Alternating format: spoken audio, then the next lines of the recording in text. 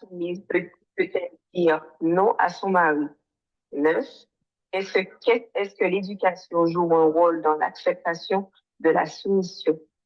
10e, la soumission est-elle compatible avec l'indépendance de la femme? Voilà, Parfait, c'est l'ensemble des questions qui ont été posées. parfait. Merci, Sœur Laetitia, pour une mise à jour sur les questions qui ont été posées. Je pense que ces questions sont très, très intéressantes, hein, et, euh, je pense vraiment que le Seigneur va nous éclairer sur ces différentes questions qui ont été posées. Et d'ailleurs, le sujet qui a été abordé, je pense que c'est votre premier sujet par rapport à la création du groupe. Et c'est un sujet extrêmement sensible, c'est un sujet qui divise énormément. Et malheureusement, c'est un sujet comment dirais-je, c'est un sujet qui fait beaucoup de ravages en fait dans les sociétés et en particulier euh, dans les pays occidentaux. Et ce que nous oublions généralement, bon, j'entame déjà le sujet en même temps, hein, donc comme on n'a pas beaucoup de temps, je vais pas trop traîner sur certains détails. Et donc, comme je vous disais, en fait, ce qui est important toujours de comprendre, mes sœurs, c'est de toujours, face à un sujet, chercher ce que Dieu dit. Vous voyez? Vous savez que tout peut être dégradé, hein. Nous savons que l'amour est dégradé aujourd'hui. Il y a l'amour et l'amour. Il y a l'amour dans l'amour. Vous voyez? Il y a tout peut être déformé, tout peut être défini différemment en fonction de l'expérience de chacun. Chacun peut apporter un point de vue sur un sujet, mais le point de vue qui doit toujours primer, qui doit toujours être le point de vue intéressant et important pour nous en tant qu'êtres humains, c'est toujours d'aller vers ce que Dieu dit. C'est ce que Dieu dit qui est intéressant, qui est important pour nous, au final. Parce que oui, on peut tous aborder un sujet différemment, chacun donne son point de vue, son commentaire, sa façon de voir les choses, mais au finish, c'est Dieu qui est l'arbitre, c'est Dieu qui a son dernier mot, voyez-vous? Et le problème aujourd'hui, c'est que malheureusement, nous rejetons des choses sans aller vers, en fait, la pensée du Seigneur. Et je l'espère en tout cas, nous allons voir à travers de ce terme, donc l'introduction, hein, je pense que c'est l'introduction aujourd'hui, on fera ça sur plusieurs séances si c'est possible. Et nous verrons qu'en fait, chacun d'entre nous, nous nous soumettons quelque part, hein. Nous avons tous, nous nous soumettons tous et toutes à une autorité dans notre vie. Donc l'histoire de la soumission dans le foyer, en fait, si vous voulez, c'est un faux débat. Voyez-vous, c'est juste un faux débat en réalité. Parce que quand on comprend que naturellement, parce que le monde a été façonné de sorte que chacun d'entre nous, nous puissions nous soumettre à quelque chose, voyez-vous? Et donc, quand on va comprendre ça, on va très rapidement se rendre compte que, en fait, la soumission dans le foyer, c'est juste un faux débat en réalité, ou du moins, voilà, les gens, on comprend très malheureusement qu'on va d'ailleurs le voir, les mauvaises voilà, formes de soumission, pardon, et qui font que ben, les gens, malheureusement, ont une façon un peu dégradée de la soumission, n'est-ce pas, qui est de Dieu, hein, la soumission que le Seigneur attend d'une femme. Et donc, parfois, il y a simplement des faux débats que nous menons, et, ou soit parce que ben, ça ne nous arrange pas, ou soit on dégrade donc la conception même de la pensée, la naissance même de la chose.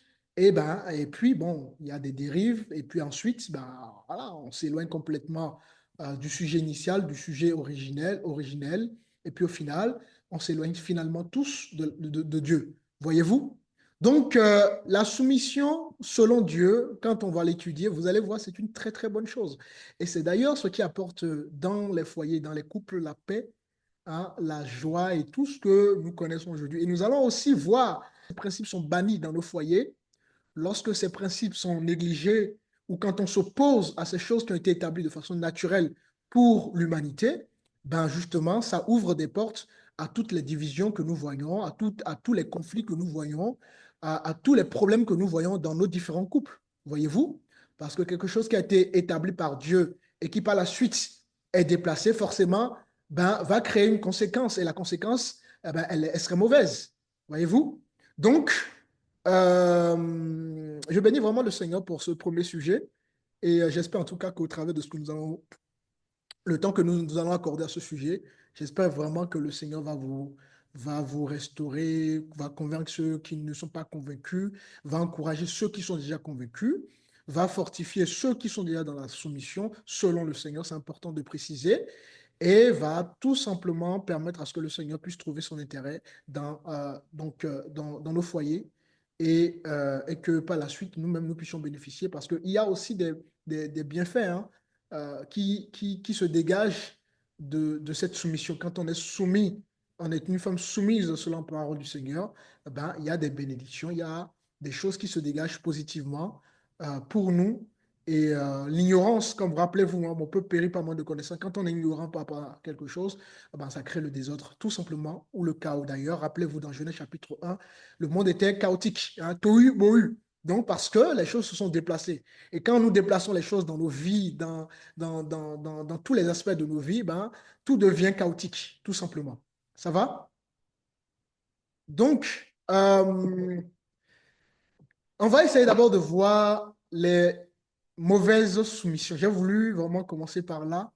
Comme ça va vraiment nous permettre de comprendre au mieux, en tout cas à la lumière de la parole du Seigneur, ce qu'est réellement la soumission sur le Seigneur et de faire justement l'analogie ou de faire un portrait à la fois de la mauvaise soumission, de la mauvaise forme de soumission et de la bonne soumission. Soumission, c'est-à-dire une soumission selon le Seigneur, tout simplement. Et la première forme de mauvaise soumission, la mauvaise, pardon, forme de soumission, c'est la soumission imposée. D'accord? C'est la soumission imposée soit par la peur ou par la violence. Nous allons voir qu'en réalité, la soumission selon Dieu n'est pas une peur. On ne doit pas l'imposer non plus. Il ne doit pas y avoir une violence non plus. La soumission doit être véritablement volontaire. C'est très important. Et dans certaines cultures, on va pousser certaines femmes à se soumettre, soit par une violence physique, soit par une violence psychologique. Il y a vraiment des hommes ou des familles, il y a vraiment une forme de violence physique vis-à-vis donc de l'épouse et et donc, dans ce contexte-là, la femme n'a pas de voix, la femme n'a pas de décision, la femme n'a pas, voilà, la femme n'a pas de son mot à dire en fait, et tout est imposé en réalité. Et ça, c'est pas la soumission selon le Seigneur. Ne confondons jamais ce que nous voyons, n'est-ce pas, par rapport à la vision du Seigneur. Quand nous voyons quelque chose, est-ce que on va chercher ce que Dieu dit par rapport à la chose. C'est ça le problème. C'est parce que, bon, c'est vrai, on voit des gens qui, voilà, on voit ce qui se passe autour de nous, ou même parfois ce que nous-mêmes nous vivons. Et on se dit, ben, si c'est comme ça la soumission, si c'est ça la soumission, à quoi ça sert de se soumettre? Alors qu'en réalité, non, l'homme est là pour déformer les choses de Dieu. D'accord? Il ne faut jamais oublier ça. L'homme va toujours déformer les choses de Dieu. Et on va effectuer notre première lecture dans le livre de Matthieu. Matthieu chapitre 20. Si je vais trop vite, hein, n'hésitez pas à me dire, hein, les sœurs. Matthieu chapitre 20, on va prendre le verset 25. C'est bon pour tout le monde? Matthieu chapitre 20, le verset 25. La Bible dit, Jésus les appela et dit, vous savez que les chefs des nations les tyrannisent et que les grands les asservissent. Donc ici, Jésus nous fait comprendre que dans les nations, les chefs, ceux qui sont censés être des leaders, ceux qui ont une certaine responsabilité, n'est-ce pas? Qu'est-ce qu'ils font? Ben, ils tyrannisent et ils asservissent. Donc ici, Jésus dénonce, n'est-ce pas, la façon de gouverner des chefs des nations, la façon de diriger, n'est-ce pas, des gens qui ont une certaine responsabilité. Et quand on comprend ça, déjà, on peut déjà tout de suite se dire, donc Jésus est contre une forme de domination, Jésus est contre une dictature, Jésus est contre tout ce qui est tout ce qu'on doit forcer. Ce n'est pas de Dieu en fait. La force n'est pas de Dieu. La domination charnelle n'est pas de Dieu. La domination où on impose les choses n'est pas de Dieu. Donc, la soumission déjà n'est pas une imposition. La soumission n'est pas une domination. La soumission n'est pas l'esclavage. La soumission n'est pas, voilà, tous les adverbes que vous pouvez attribuer justement, n'est-ce pas, à la domination.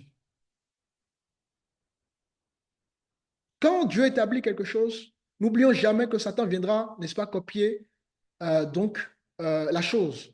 Et Satan va vouloir faire la chose à sa sauce à lui, à sa manière à lui. Là où il y a le faux billet, il y a le vrai billet. Là où on aura la paix, ne vous inquiétez pas, quelqu'un viendra semer le désordre. Toujours. Donc, au regard de cette première lecture, déjà, nous pouvons comprendre que dans la pensée biblique, il y a donc un rejet de la domination des hommes sur les hommes. Et bien évidemment, je parle de la domination charnelle. Il y a un rejet de cela. Dieu rejette la domination charnelle. Pourquoi? Parce que Dieu ne fait pas de favoritisme. Nous sommes tous égaux devant le Seigneur. Et donc, Dieu n'aime pas plus l'homme que la femme ou plus la femme que l'homme. Or, lorsque nous attendons ce terme ou ce mot de soumission, la première chose qui nous vient à l'esprit, c'est l'infériorité. On a l'impression que la femme est inférieure par rapport à l'homme. Non, la femme n'est pas inférieure. En tout cas, devant Dieu, la femme n'est pas inférieure vis-à-vis par rapport à l'homme devant Dieu. En fait, l'homme et la femme, elles sont simplement dans des rôles différents. C'est ce que beaucoup ne comprennent pas. L'homme et la femme sont dans des rôles différents. Et tant que, n'est-ce pas, nous ne comprenions pas ces choses et que nous n'acceptions pas ces choses surtout, eh bien déjà, tout au long de notre vie terrestre, on aura du mal. Pourquoi? Parce que quand on comprend son devoir et qu'on est convaincu que c'est mon devoir, on reste à sa place, tout simplement. Je rappelle que l'homme n'accouche pas. Donc, est-ce que c'est le désir personnel de l'homme de ne pas accoucher? Non. Ça a été le désir de qui? Est-ce que c'est même le désir de la femme? Non. Quelqu'un a-t-il demandé de naître en tant que femme? Quelqu'un a-t-il demandé de naître en tant qu'homme? Non. Donc, on comprend tout de suite que c'est Dieu qui a voulu que les choses soient ainsi. Donc, Dieu nous a conçus tous, n'est-ce pas? En nous dotant justement de toutes les capacités dont nous avons besoin pour que chacun puisse être dans son rôle. Pour que chacun puisse être dans son rôle. Donc, il n'y a pas une question de moi, je suis femme, j'ai plus ceci que toi. Non, moi, je suis homme, j'ai plus ceci que toi. Non. Pourquoi déjà? Parce que personne n'a demandé à naître, à désirer, à naître via un cesse particulier. Non. Dieu a voulu que je sois un homme, Dieu a voulu que tu sois une femme. C'est sa volonté. Et donc, il est le potier de notre vie. Et donc, il nous a façonné selon, n'est-ce pas, la volonté, d'accord, qu'il a eue de nous créer hommes et femmes. Et donc, l'homme a la capacité, selon, n'est-ce pas, son cesse, et la femme a sa capacité, selon justement son sexe également.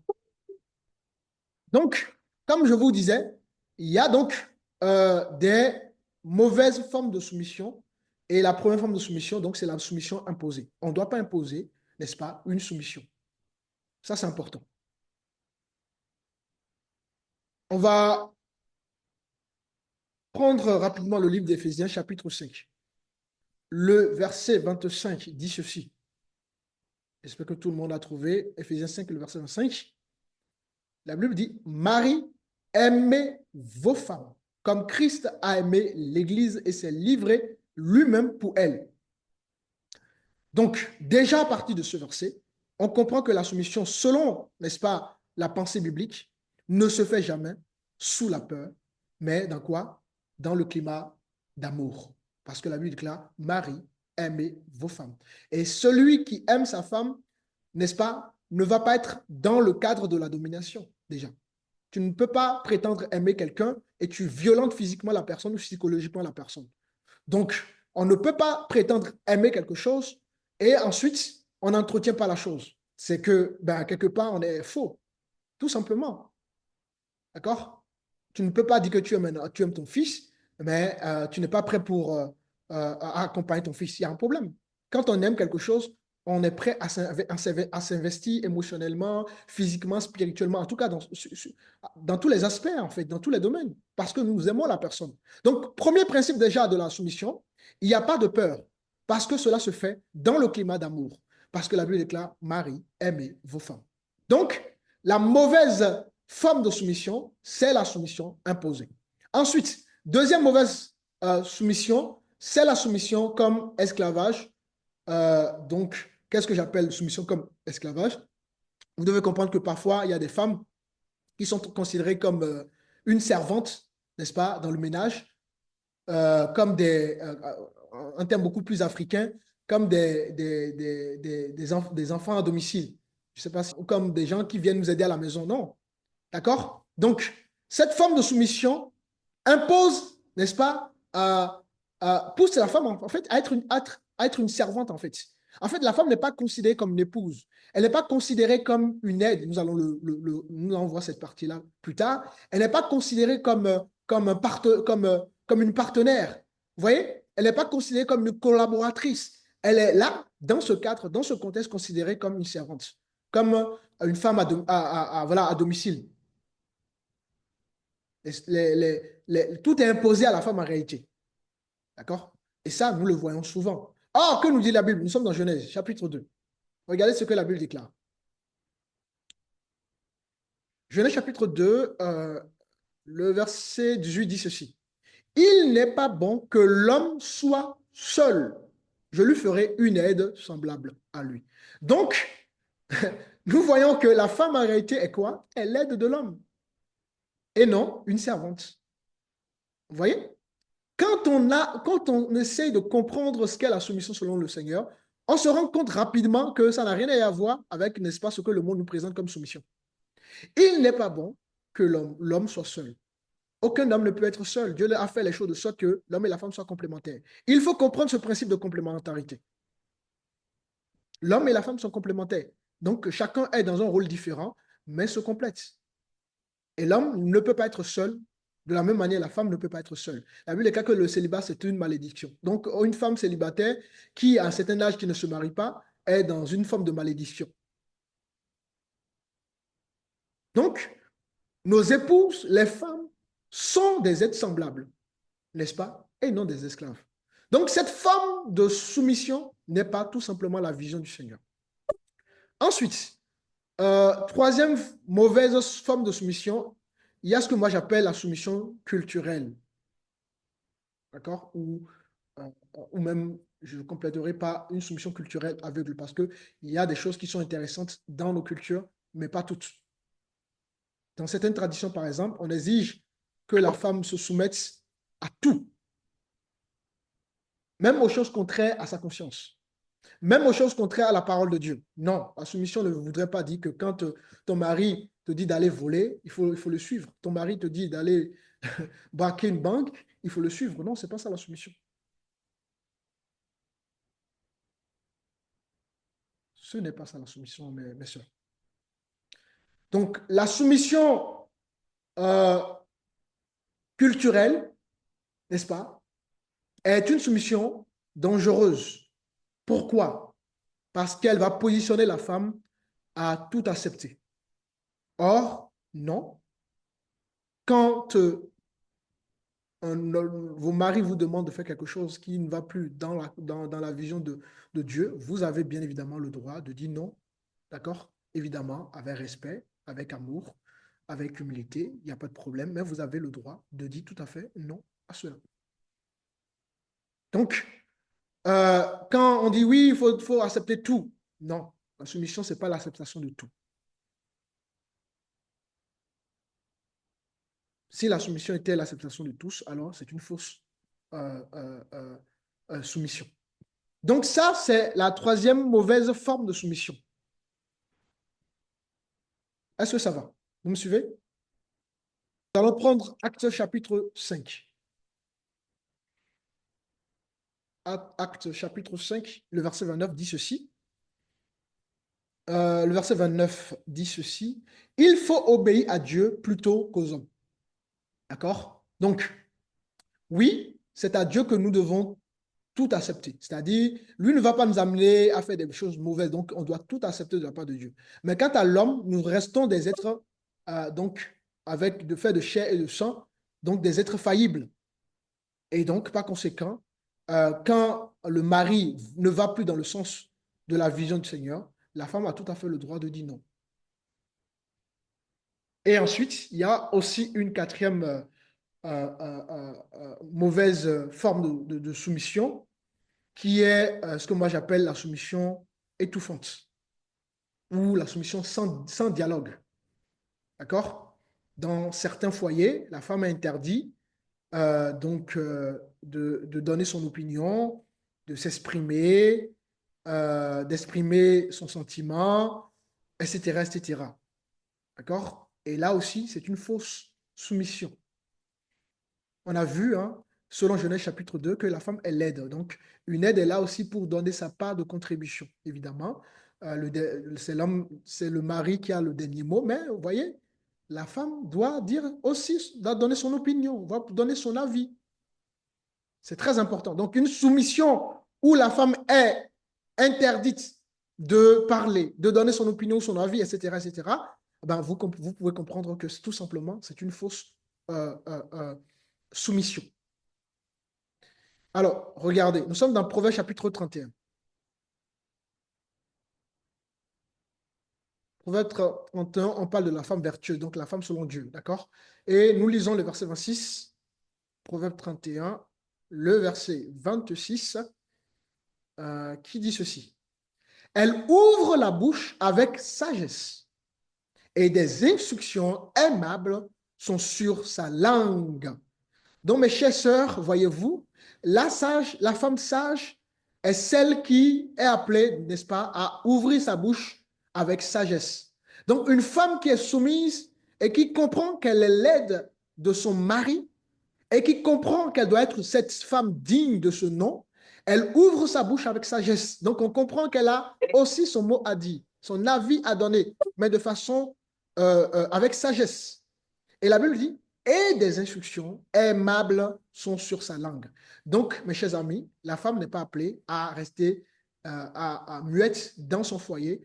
Elle a son avis compte, son opinion compte également. Donc, la soumission sans dialogue ou la soumission étouffante est une mauvaise soumission. Et puis, il y a une cinquième soumission que j'appelle soumission par intérêt ou par hypocrisie. Et ça, c'est plutôt la femme elle-même qui s'impose cela. En fait, il y a des femmes qui se soumettent juste par intérêt financier. Je me soumets, je vais me soumettre pour avoir l'argent, pour avoir la voiture, pour avoir ceci de mon mari, pour qu'il me donne tout, pour que j'ai ceci, j'ai cela. D'accord? Il y a des femmes qui se soumettent également, n'est-ce pas, pour manipuler, pour garder des privilèges sociaux. Donc, il y a des foyers où certaines femmes se soumettent, non pas, n'est-ce pas, dans le but d'obéir à Dieu, non pas dans le but, ou si vous voulez, non pas dans l'amour, mais dans le but, n'est-ce pas, d'obtenir quelque chose. Et donc, c'est une soumission hypocrite, malhonnête, d'accord? Une soumission avec intérêt. Et ça, c'est également une mauvaise soumission. Donc déjà, en vue de ces, je crois, j'ai dit 4 ou 5, n'est-ce pas, mauvaises formes de soumission, d'accord? Chacun se retrouve, hein, ou avec les choses que nous voyons autour de nous, on se rend compte très rapidement qu'en réalité, le monde nous présente hein, des mauvaises formes de soumission en réalité. Et comme Matthieu chapitre 20 le dira, les chefs des nations, n'est-ce pas, tyrannisent et asservissent. Donc, en réalité, nous pratiquons beaucoup plus dans la société des mauvaises formes de soumission que la soumission selon la vision du Seigneur. Est-ce que ça va? Donc, ça, c'était important de comprendre que oui, ce que nous faisons, est-ce que c'est selon la vision du Seigneur ou c'est selon nos propres conceptions à nous? Est-ce qu'on fait les choses véritablement selon le Seigneur? C'est ça qui est important. À chaque fois que nous voulons faire quelque chose dans notre foyer, à chaque fois que vous voulez faire quelque chose dans votre foyer, vous devez toujours, n'est-ce pas, comprendre comment Dieu explique la chose et donc, quels sont les principes de Dieu dans la chose que vous voulez, donc, voilà, vous voulez faire. Alors, nous allons prendre le livre d'Éphésiens, qui est donc le verset de référence par rapport au sujet que euh, nous abordons ce soir, Éphésiens chapitre 5. Et le verset 22, on va lire même jusqu'au verset 24. La Bible dit, femmes, soyez soumises à vos maris comme au Seigneur, parce que le mari est le chef de la femme. Je rappelle que le terme chef ici, d'accord, en fait, nous parle de la tête. En réalité, ce n'est pas le chef dans le sens ce n'est pas la dictature, d'accord, dans le sens de tyranniser ou d'asservir. D'accord? Le terme grec utilisé pour désigner le chef, c'est la tête. En fait, le mari est la tête. Je reprends. Femmes, soyez soumises à vos maris comme au Seigneur, parce que le mari est le chef de la femme, comme Christ aussi est le chef de l'Église, qui est son corps et dont il est le sauveur. Or, de même que l'Église est soumise au Christ, les femmes aussi doivent l'être à leur mari en toutes choses. C'est un verset très très riche, mes sœurs, et nous allons décortiquer ce verset. Et ce qui est d'abord important de comprendre ici, Jésus va faire, comment s'appelle, euh, comment dirais-je, Euh, Jésus va faire ici une analogie, d'accord? Une analogie, c'est le fait de prendre deux choses et donc comment vous dire, de rassembler, en fait, de présenter des points communs, d'accord? Ici, Jésus utilise donc la relation entre l'homme et la femme et également la relation entre l'Église et Christ. Et donc, vous le savez, l'Église, d'abord, d'accord, symbolise donc la femme et Christ symbolise le mari.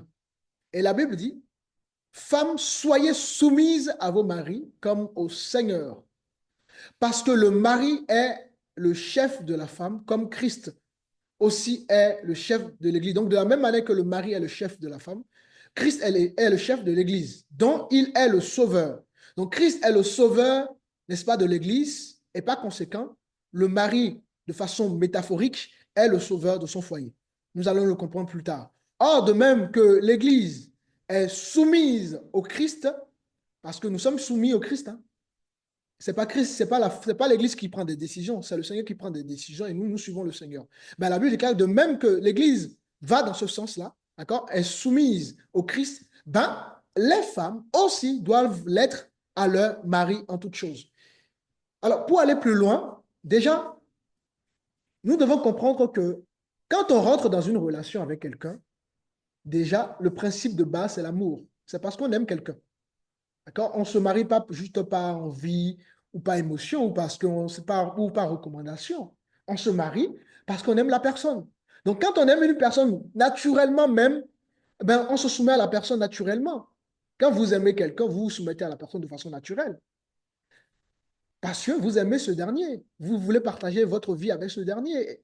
Donc, en réalité, le mariage ne devrait même pas être quelque chose de difficile dans ce sens-là. Parce que quand on rentre, deux personnes s'engagent pour faire leur vie ensemble, ben, ce qui les lie tous les deux, c'est l'amour.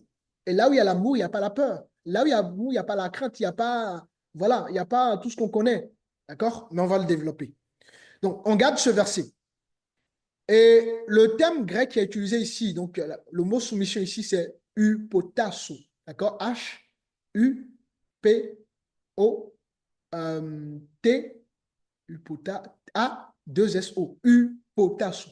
C'est le terme grec qui a été utilisé pour désigner, n'est-ce pas, la soumission. Et hypotasso, ça signifie se placer sous un ordre ou sous une autorité légitime.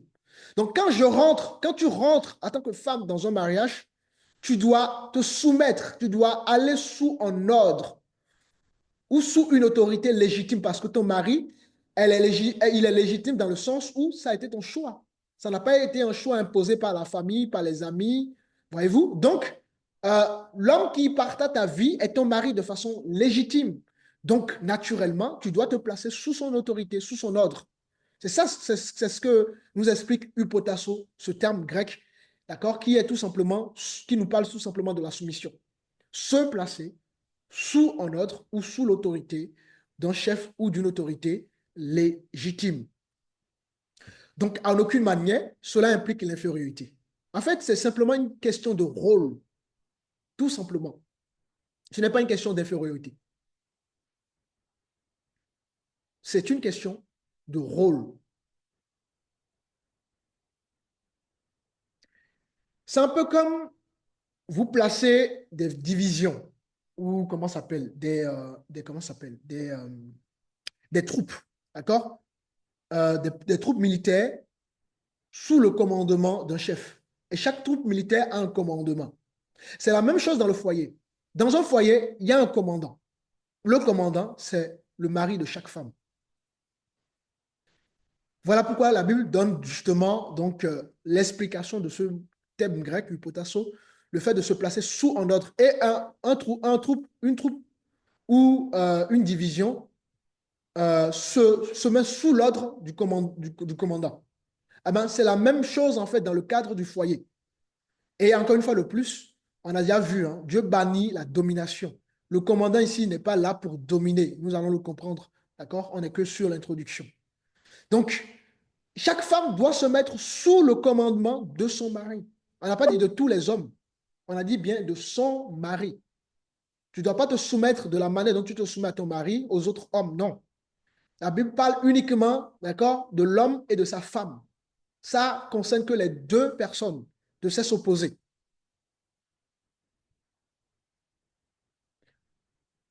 Alléluia, ça va?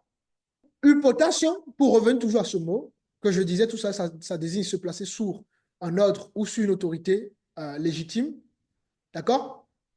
Ce mot voudrait aussi dire qu'il faut se soumettre de façon volontaire. Il faut coopérer de manière volontaire. D'accord?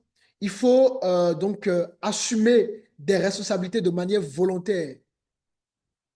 Donc ici, la soumission, c'est une histoire de volonté et non d'imposition. L'on ne doit point imposer la soumission. À partir du moment où la soumission est imposée, elle sort d'accord, du cadre ou de la vision du Seigneur. Elle n'est plus une soumission selon le Seigneur. Et là, on va passer à côté complètement donc, de la vision du Seigneur par rapport à ça. C'est quelque chose qui doit être volontaire. Et encore une fois, le plus, là où il y a l'amour, les choses se font de façon naturelle. Voilà pourquoi la Bible déclare, Marie, aimez vos femmes. Ensuite, nous allons trouver ce verbe hypotasso dans plusieurs endroits dans la Bible. Et nous allons prendre donc Romains chapitre 8. Romains 8. Rappelez-vous, soumission en grec hypotasso. Romains 8, le verset 20 dit ceci. Car la création a été soumise à la vanité de son gré, mais à cause de celui qui l'y a soumise, avec l'espérance qu'elle aussi sera, rendue libre de l'esclavage de la corruption, pour avoir part à la liberté de la gloire des enfants de Dieu. Donc ici, la soumission ici, c'est hypotasso, d'accord, dans le livre romain. Mais regardez, observez quelque chose. Dans ce verset, c'est intéressant de voir que la soumission, donc hypotasso, va donc invoquer une soumission, comment dirais-je, euh, qui est, euh, qui est sous forme, qui est comment dire, sous la contrainte. En fait, on parle ici de l'humanité qui est soumise au péché. Et donc, cette soumission est sous une contrainte. Ce n'est pas sous une volonté. À cause du péché, l'humanité, n'est-ce pas, a été, n'est-ce pas, est dans une soumission imposée à cause du péché. Alors, on comprend qu'il y a deux types de soumission.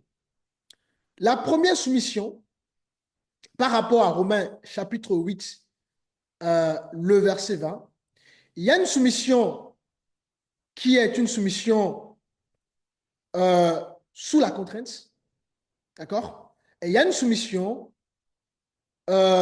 qui doit être une soumission de nos propres grés, une soumission volontaire. D'accord? Je développerai un peu plus sur Romains plus tard, parce que je voulais surtout que vous puissiez comprendre que là, dans Romains chapitre 8, on nous parle d'une soumission qui est sous une contrainte. Et bien évidemment, ici, on parle donc de l'humanité qui est dans une soumission imposée par le péché, parce que donc le péché est rentré dans l'humanité. Ensuite, nous allons prendre cette fois-ci le chapitre 13 de Romains. Romains chapitre 13. Le verset 1 dit ceci. Que toute âme se soumette aux autorités qui sont au-dessus d'elle, car il n'y a point d'autorité qui ne vienne de Dieu. Et les autorités qui existent ont été instituées par Dieu. C'est pourquoi celui qui résiste à l'autorité s'oppose à l'ordre de Dieu. Et ceux qui s'y opposent attirent la condamnation sur eux-mêmes, car ce n'est pas pour une bonne action, mais pour une mauvaise que les magistrats, car ce n'est pas pour une bonne action, mais pour une mauvaise que les magistrats sont à craindre. Or, veux-tu ne pas craindre l'autorité? Fais le bien, et tu recevras d'elle de la louange, car le magistrat est un serviteur de Dieu pour un bien. Waouh! Donc ici, on nous parle toujours de la soumission, mais une soumission qui va toucher d'autres dimensions, d'autres échelles de notre vie. Voyez-vous? La Bible dit que toute âme, donc tout le monde, l'humanité entière, chaque personne est appelée à se soumettre aux autorités qui sont au-dessus d'elle. Car il n'y a d'autorité qui ne vient de Dieu. Donc, en réalité, la Bible nous dit que toutes les autorités, n'est-ce pas, sous toutes les échelles de notre vie, sont des autorités établies par Dieu. Et la Bible continue en disant, et les autorités qui existent ont été instituées par Dieu. C'est pourquoi celui qui résiste à l'autorité s'oppose à l'ordre de Dieu. Donc, lorsqu'on résiste à l'autorité sous toutes ses formes, la Bible déclare quoi? Qu'on s'oppose à Dieu. Et nous allons étudier les différents, justement, étapes, les différents types ou les différentes échelles d'autorité. Hein. La Bible nous dit ici que lorsqu'on s'oppose, n'est-ce pas, à toutes les comment dire, formes d'autorité qui existent, ben, nous nous opposons à Dieu. Donc, en réalité, la soumission, quand on se soumet à notre mari, c'est d'abord à Dieu qu'on se soumet. Parce que c'est un commandement. Vous comprenez? On ne se soumet pas au mari juste pour se soumettre au mari, on se soumet à Dieu d'abord. Lorsque la femme se soumet à son mari, elle est en train de se soumettre à Dieu. Je continue la lecture. Donc, s'opposer à l'ordre de Dieu. Et ceux qui s'y opposent, donc toutes les femmes ou toutes les personnes, il y a les hommes inclus, parce que là, ici, on est dans le cadre, n'est-ce pas, d'un autre type d'autorité qu'on va développer tout à l'heure. Donc, ceux qui s'y opposent attirent, n'est-ce pas, la condamnation sur eux-mêmes. Donc, quand on refuse l'autorité, et nous allons voir et comprendre que chacun d'entre nous, tout le monde est dans une forme d'autorité dans sa vie. Donc, la Bible déclare que quand on rejette l'autorité, ben, on est dans une forme de malédiction. On est dans une forme de condamnation. Il y a une condamnation sur nous en fait. Car ce n'est pas pour une bonne action, mais pour une mauvaise que les magistrats, n'est-ce pas, sont à craindre. Donc, Dieu a établi des autorités dans un but, les amis. Dieu a établi des autorités dans les échelles de nos vies, dans un but. Et la Bible continue en disant, or, veux-tu ne pas craindre l'autorité? Fais le bien et tu recevras d'elle de la louange. Donc, quand on comprend l'autorité, on se soumet à l'autorité, la Bible dit on va recevoir, n'est-ce pas, de l'autorité, une louange. C'est une façon de nous parler des bénédictions qui sortent justement, n'est-ce pas, de notre soumission aux autorités. D'accord? Car le magistrat est un serviteur de Dieu pour le bien. Donc ici, la parole nous dit que, en fait, toutes les autorités qui ont été instituées dans le monde, ce n'est pas des autorités humaines, ben, la Bible nous dit que ça a été établi par Dieu. Et cela avec, bien évidemment, donc, deux objectifs. On a les deux objectifs dans le verset. Pourquoi Dieu a établi des autorités, et nous allons voir les différentes catégories d'autorités, bien évidemment. D'accord? Pourquoi Dieu a établi donc les autorités? Pour deux objectifs. le premier objectif, c'est pour établir et maintenir l'ordre de Dieu. Donc, Dieu a établi l'autorité pour maintenir, pour établir, maintenir son ordre, c'est-à-dire pour maintenir son organisation. Le monde a été créé et il y a une organisation dans le monde. Donc par conséquent, il y a des autorités pour que l'organisation soit toujours respectée, pour qu'il y ait la discipline, pour qu'il y ait, par exemple, l'ordre, l'harmonie, toutes ces choses-là. Donc, l'autorité existe pour que l'harmonie demeure. Et quand on rejette tout cela, ben on va être, donc le contraire de l'harmonie, c'est le chaos. D'accord? C'est la confusion, c'est la douleur, c'est la tristesse, c'est les blessures, tout ce que vous connaissez. Donc, le premier objectif de l'autorité, enfin, de ce commandement qui a, de ce principe qui a été établi par le Seigneur, c'est pour établir l'harmonie. Ensuite, deuxième objectif, toujours dans le verset 1, hein, je suis toujours dans le même verset.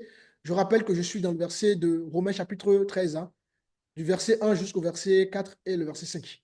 Donc, deuxième objectif donc de l'autorité, c'est pour notre bien. Donc, Dieu établit l'autorité pour notre bien. D'accord? Quand nous soumettons aux autorités, eh ben, il y a un bien qui se dégage de cela, en fait. D'accord? C'est pour notre bien, pour qu'on soit joyeux, pour qu'on soit heureux, heureuse, pour qu'on soit dans l'excellence, pour qu'on soit voilà, en paix, etc., etc. Voyez-vous? Voilà pourquoi Dieu a établi ces choses-là. Donc Dieu ne fait rien par hasard. Tout ce qu'il fait a pour but de nous faire du bien. Dieu nous aime plus que tout. Donc il n'a rien fait dans le but de nous contraindre à vivre dans le malheur, à vivre dans la tristesse ou à vivre dans... Non. Si Dieu a établi quelque chose et que nous comprenons la chose et que chacun, l'homme et la femme, essaient de comprendre sa responsabilité, son rôle, vous allez voir que nous aurons tous la paix dans nos foyers. Allez, avant d'aller plus loin, essayons de voir les différentes types d'autorité ou bien les divers types d'autorité qui existent. Et vous allez vous rendre compte rapidement que de façon naturelle, nous nous soumettons tous. D'accord? La première autorité, nous le savons tous, c'est l'autorité suprême, donc l'autorité divine, qui est bien évidemment notre Dieu. D'accord? L'autorité absolue, l'autorité souveraine. D'accord? Et nous sommes dans Psaume 103.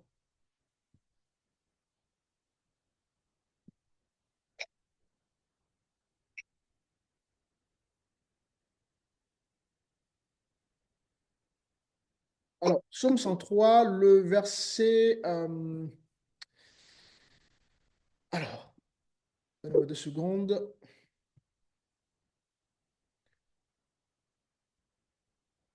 OK.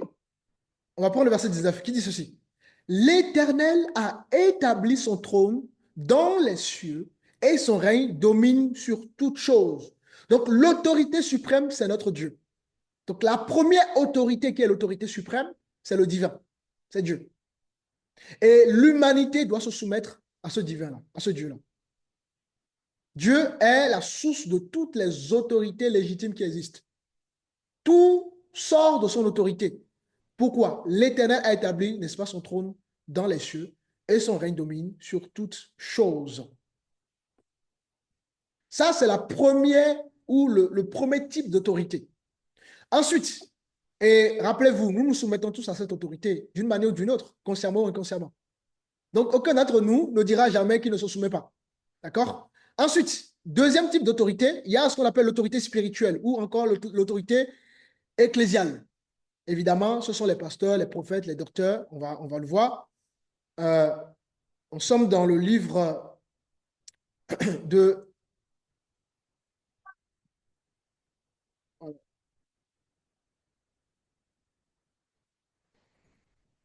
Nous sommes dans le livre de Hébreux, Hébreux 13, le verset 17 qui dit ceci. Obéissez à vos conducteurs, n'est-ce pas? Donc ici, évidemment, les conducteurs dont on parle, ce sont, donc, encore une fois le plus. D'ailleurs, on peut le voir si vous voulez. Nous sommes dans Éphésiens chapitre 4, pour bien comprendre. Quelqu'un peut me lire rapidement Éphésiens 4, à partir du verset 11, le verset 11 et le verset 12. Et il a donné les uns comme apôtres, les autres comme prophètes, les autres comme évangélistes, les autres comme pasteurs et docteurs. 12, pour le perfectionnement des saints, en vue de l'œuvre du ministère et de l'édification du corps de Christ. Amen. Donc ici, les cinq ministères sont des autorités spirituelles ou ecclésiales, d'accord? Et donc ces fonctions, n'est-ce pas, cette autorité, pardon, n'est-ce pas, est exerçable par donc les cinq ministères, les pasteurs, les prophètes. Évidemment, je parle des vrais pasteurs, des vrais prophètes, des vrais évangiles, des vrais docteurs. Pas des gens aujourd'hui qui font de l'Église en commerce. Attention, d'accord? Donc, après l'autorité divine, l'autorité suprême, il y a les autorités ministérielles ou les autorités spirituelles ou encore appelées les autorités ecclésiales, d'accord? Qui sont là pour accompagner l'Église, le peuple de Dieu, qui sont là pour nourrir le peuple de Dieu, qui sont là pour enseigner, pour édifier, pour conduire, pour corriger. Voyez-vous? Donc, l'Église y trouve un bien dans la soumission de cette autorité. Et si nous ne nous soumettons pas à ces autorités dignes de ce nom, important de préciser, ces autorités qui sont véritablement appelées par le Seigneur et qui vivent véritablement dans la crainte du Seigneur, d'accord? Eh ben, l'Église en tire un bien fou de tous ces saints ministères. Et le contraire, si nous ne nous soumettons pas à cette autorité, donc l'Église est dans le désordre. Voilà pourquoi nous assistons à des désordres dans la société. Ensuite, après l'autorité spirituelle ou l'autorité ministérielle, il y a l'autorité parentale ou l'autorité familiale. D'accord? Et l'autorité parentale ou l'autorité familiale, ça a été donné aux parents, conféré aux parents, n'est-ce pas, sur leurs enfants. Et je vais vous dire une chose, qui d'entre vous n'obéissent pas à ses parents? Donc chacun d'entre nous, nous nous soumettons à nos parents. Donc, pourquoi nous voulons rejeter la soumission dans le cadre du mariage, alors que déjà, rien que dans le cadre, dans la relation entre parents et enfants, il y a des autorités. Nos parents, les parents sont les autorités des enfants. D'accord? Alors, nous sommes dans Éphésiens chapitre 6. Si quelqu'un peut me lire le verset 1 et le verset 2 même aussi. Éphésiens 6, le verset 1 et le verset 2.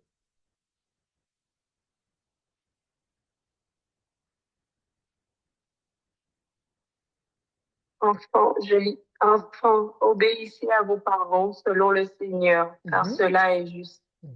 Honore ton père et ta mère, c'est le premier commandement avec une promesse. Alléluia. Waouh. Donc, l'autorité parentale, n'est-ce pas, est conférée aux parents sur leurs enfants. Et chaque enfant doit se soumettre à ses parents.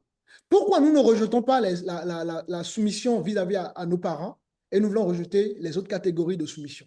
Donc, nous sommes déjà au troisième niveau, troisième échelle ou troisième catégorie, n'est-ce pas, d'autorité. Et ici, c'est les parents qui ont donc la fonction d'autorité, d'accord, sur nous en tant qu'enfants. Et en tant qu'enfants que nous sommes, nous devons de nous soumettre à nos pères, à nos mères, etc., etc. Donc, l'autorité parentale, chacun d'entre nous, d'accord, de façon naturelle, y est soumis. Ensuite, il y a maintenant, en sortant de l'autorité parentale, on vient tout de suite à l'autorité maritale. Donc, qui est le sujet du jour, l'autorité du couple. Et là encore, à ce niveau, à cette catégorie de notre vie, à cette échelle, n'est-ce pas, de la vie, Dieu a également établi des règles. De la même manière que Dieu a établi des règles entre les parents et les enfants, ben, dans le cadre du couple, dans le cadre, voilà, dans le cadre du foyer, dans la relation entre un homme et une femme, il y a également voilà, des principes, des commandements, des choses à respecter. Et la Bible dit, vous le savez, Éphésiens chapitre 5 qu'on a vu, le mari est quoi? Est le chef de la femme. D'accord? Selon Éphésiens chapitre 5. Alors, je lis rapidement le verset 3 dit, car le mari est le chef de la femme, comme Christ est le chef de l'Église. Donc, dans le cadre de l'autorité maritale ou l'autorité dans le couple, Dieu a établi l'homme comme autorité. De la même manière que Dieu a établi les parents dans le cadre donc de l'autorité parentale, les parents, ben, dans le cadre du couple, c'est l'homme que Dieu a établi comme autorité. Mais je ne vais pas trop rester là-dessus, puisque c'est l'objet du développement du sujet. D'accord? Tout ça pour que nous puissions voir toutes les catégories et comprendre que chacun d'entre nous se soumet d'une façon ou d'une autre. Ensuite, quand on sort de l'autorité maritale, il y a, comment ça s'appelle, l'autorité civile ou encore l'autorité gouvernementale. Donc, ici, il s'agit bien évidemment des dirigeants. D'accord? Comme on a lu Romains 13, verset 1, on a vu que les autorités dans le monde ont été établies par Dieu. Donc, les rois sont une autorité établie pour la société. Les présidents sont des autorités, les maires sont des autorités, les policiers sont des autorités, les juges, les avocats, etc., sont des autorités dans le cadre public. Et quand chacun d'entre nous, nous sortons de chez nous, et qu'on rentre dans le cadre du bien public, on ne fait pas n'importe quoi, les amis. Pourquoi? Parce qu'il y a des lois, il y a des autorités qui ont établi des choses que nous devons respecter. Et chacun d'entre nous, nous nous y soumettons également à ces autorités qui ont été établies. En plus, ces autorités ne créent même pas, il y a beaucoup d'entre eux qui ne créent même pas Dieu. Et pourtant, nous nous soumettons à ces autorités de façon naturelle. Vous voyez? Que la soumission, c'est quelque chose que Dieu a établi dans toutes les dimensions de notre vie de tous les jours. Ce n'est pas simplement dans le cadre du foyer.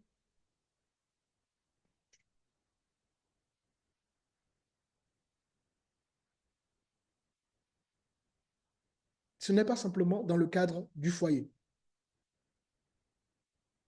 Nous sommes dans Actes chapitre 5. Si quelqu'un peut me lire le verset 29.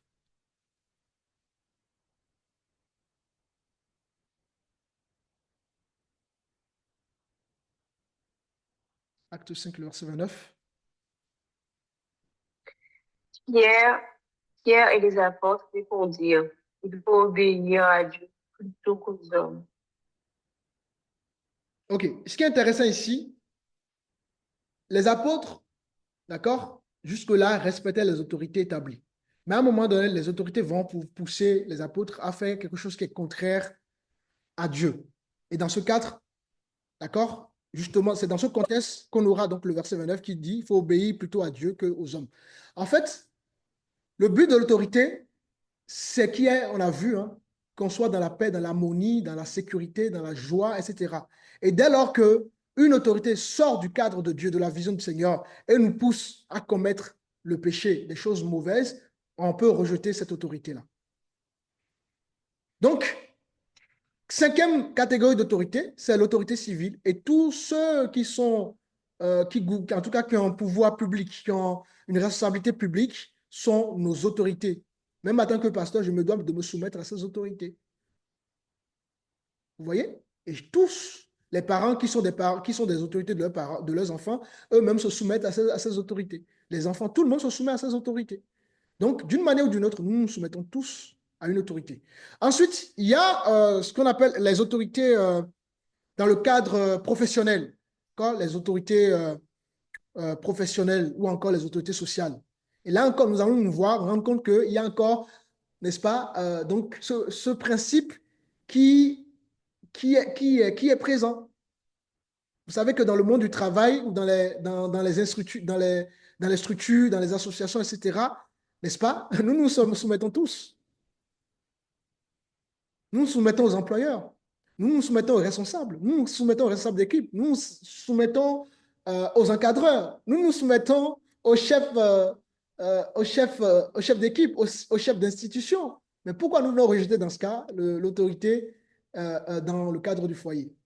Chacun d'entre nous, si vous avez un boulot, vous vous soumettez à votre employeur.